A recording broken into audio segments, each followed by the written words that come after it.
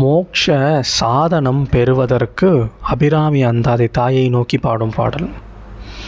நின்றும் இருந்தும் கிடந்தும் நடந்தும் நினைப்பது உன்னை, என்றும் வணங்குவது உன்மலர்த்தாள்.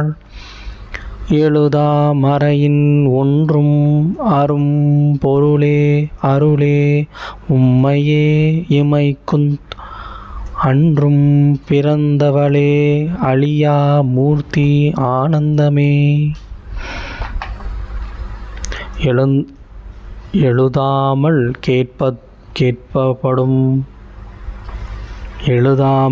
கேட்கப்படுவதும் மட்டுமான வேதத்தில் பொருந்தக்கூடிய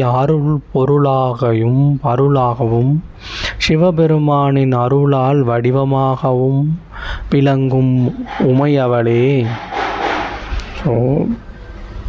எழுதப்படாமல் இருந்தாலும் கேட்கப்படுவதும், வேதத்தில் தன்னை பற்றி கூறப்படாமல் இருந்தாலும் தன்னை கூறாமல் வேதமே கூற முடியாமல் அளவுக்கு பொருளை உடையவள் தாய்.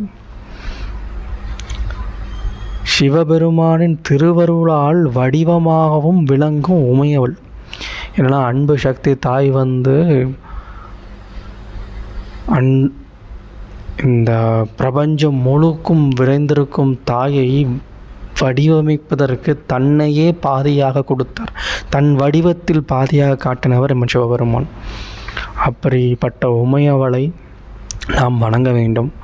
நாம் நின்றவாறும் இருந்தவாறும் படுத்தவாறும் நடந்தவாறும் தியானம் செய்வதும் உன்னைத்தான்.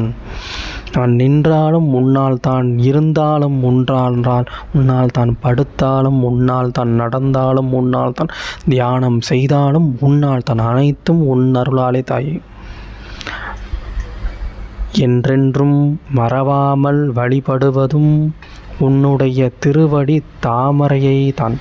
என்றும் நான் வழிபடுவது உன் திருவடி தாமரையைத்தான்.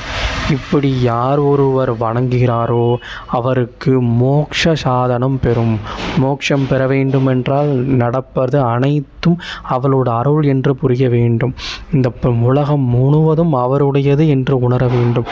அவருடைய திருப்பாதங்களை மனதில் வைத்து வணங்க வேண்டும். இப்படி வைத்தவருக்கு மோட்சம் உறுதி. தாய் வாழ்க.